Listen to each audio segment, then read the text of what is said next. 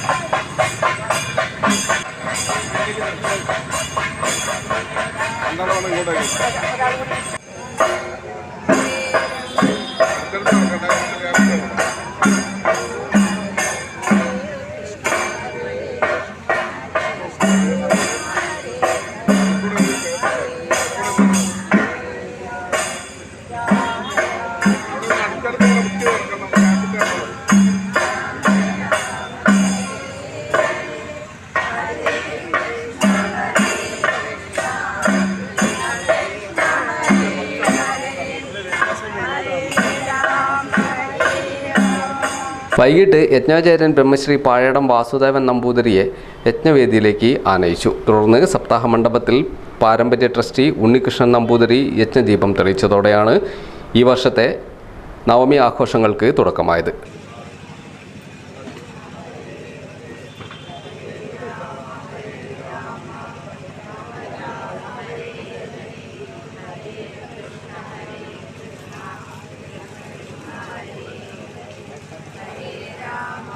Trustee board chairman പാലകുറുമ്പിൽ Jayarajan അധ്യക്ഷനായ ചടങ്ങിൽ Malabar Devaswom board member Prajeesh തിരുത്തിയിൽ ഉദ്ഘാടനം നിർവഹിച്ചു. എക്സിക്യൂട്ടീവ് ഓഫീസർ ബാബുരാജ്, ക്ഷേത്ര ഭാരവാഹികൾ, വിവിധ കമ്മിറ്റി പ്രതിനിധികൾ തുടങ്ങിയവർ ചടങ്ങിൽ സംസാരിച്ചു.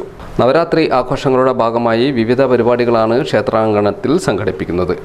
സെപ്റ്റംബർ 29 വരെ ശ്രീമദ് ഭാഗവത സപ്താഹ യജ്ഞം നടക്കും. സെപ്റ്റംബർ 29, 30, ഒക്ടോബർ 1 തീയതികളിൽ വിവിധ കലാപരിപാടികളും അരങ്ങേറും. ഓരോ വർഷവും ഈ ക്ഷേത്രത്തിൻ്റെ അകത്ത് കടന്നു വരുന്ന ഒരാൾക്ക് എന്തെങ്കിലും ഒരു മാറ്റം ഈ ക്ഷേത്രത്തിൽ നമുക്ക് കാണാൻ പറ്റും. ഞങ്ങളൊന്ന് സ്വയം വിലയിരുത്തി നോക്കിയാൽ കഴിഞ്ഞ കുറച്ച് വർഷങ്ങളായിട്ട് ഈ ക്ഷേത്രത്തിൻ്റെ അകത്തേക്ക് കടന്നു വരുന്ന ഓരോ ആളുകൾക്കും നമ്മുടെ മുന്നിൽ നടന്ന പ്രവർത്തനങ്ങളൊക്കെ നമ്മുടെ മൂസദാനത്തിൻ്റെ നിർമ്മാണം, അതുപോലെ മുൻവശത്ത് നടത്തിയിരിക്കുന്ന നമ്മളെ ലാവ് കൊണ്ടുള്ള പ്രവൃത്തികൾ പൂർണ്ണമായി, പിന്നീട് നമ്മളെ കിച്ചൺ കോംപ്ലക്സ്, അതിനുശേഷം ഇപ്പോൾ ഈ വർഷം ക്ഷേത്രത്തിൻ്റെ അകത്തേക്ക് കടന്നു വരുന്ന ആളുകൾക്ക് കഴിഞ്ഞ വർഷത്തിൽ വ്യത്യസ്തമായിട്ട് അത്യാവശ്യം സൗകര്യത്തോടെ ഇരുന്ന് ഭക്ഷണം കഴിക്കാനുള്ള നമ്മളെ ഊട്ടുപുരയുടെ അടിഭാഗത്തെ പ്രവർത്തനങ്ങൾ നടന്നു വരികയാണ്. അത് ഈ ഒരു അവസ്ഥയിൽ പൂർത്തീകരിക്കാൻ കഴിഞ്ഞിട്ടില്ല. നമ്മൾ ശരിക്കും ഈ നവരാത്രി സമയം കുറേ കൂടി മുന്നോട്ട് പ്രവർത്തികൾ കൊണ്ടുപോകണമെന്ന് ആഗ്രഹിച്ചിരുന്നു. മറ്റു ചില ബുദ്ധിമുട്ടുകൾ കാരണം അത് നമുക്ക് ബുദ്ധിമുട്ടില്ലാതെ ഭക്ഷണം നൽകാൻ പറ്റുന്ന രീതിയിൽ ക്രമീകരിക്കാൻ പറ്റിയിട്ടുണ്ട്.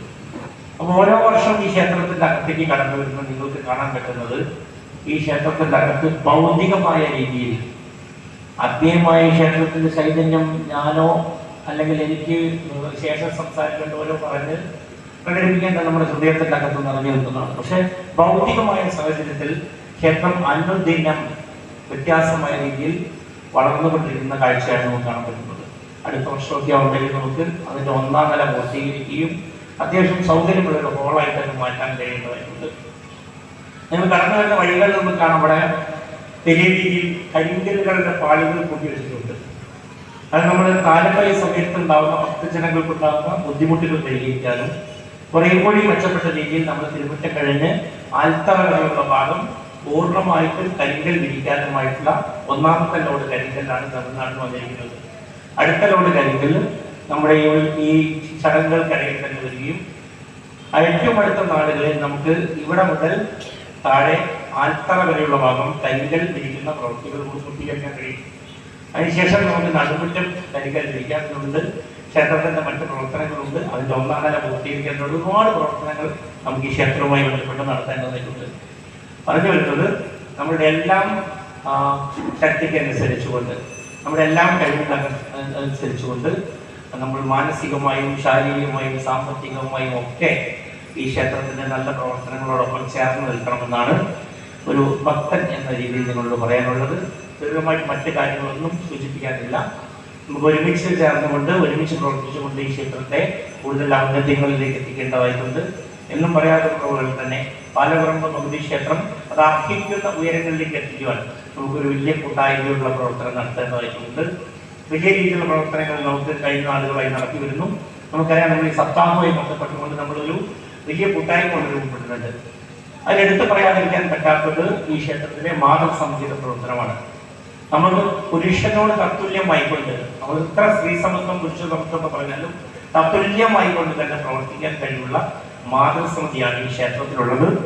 നമുക്ക് ഒരു സന്തോഷം പ്രകടിപ്പിക്കുന്നതുമായിട്ട് ആ മാതൃസമിതിക്ക് നിറഞ്ഞ കയ്യേറി കൊടുക്കണമെന്ന് വ്യക്തിപരമായിട്ട് എല്ലാ ദിവസവും ഇവിടുത്തെ ദൈനംദിന കാര്യങ്ങളിൽ ഒരു മാതൃസമിതിയുടെ ഉത്സവത്തിന് പ്രവർത്തിക്കുക എന്നുള്ള പോലെ അല്ലാതെ ക്ഷേത്രത്തിന്റെ ദൈനംദിന പ്രവർത്തനത്തിൽ ഒരു ജീവനക്കാരെ പോലെ അവർ ക്ഷേത്രത്തിൽ പ്രവർത്തിക്കുന്നു. അതുപോലെ തന്നെ ദൈനംദിനമായി ഈ കൗണ്ടർ നമ്മൾ മുന്നോട്ട് കൊണ്ടുപോകുക, അത്തരം പ്രവർത്തനങ്ങൾക്ക് നമ്മൾ പുഷ്പേറ്റ് അടക്കമുള്ള ആളുകൾ അവരുടെ ഒരു വലിയ പ്രവർത്തനം, വിശ്വാസ പുഷ്പേറ്റ് അടക്കമുള്ള ആളുകളുടെ ഒരു വലിയ പ്രവർത്തനം, കാണാത്ത പ്രവർത്തനം, അതിനുൾപ്പെടെയുള്ള ആളുകളുടെ ഒരു കാണാത്ത പ്രവർത്തനം നമ്മൾ ക്ഷേത്രത്തിൽ നടന്നുകൊണ്ട് അതിനൊക്കെ നമുക്ക് പിന്തുണ നൽകേണ്ടതായിട്ടുണ്ട്.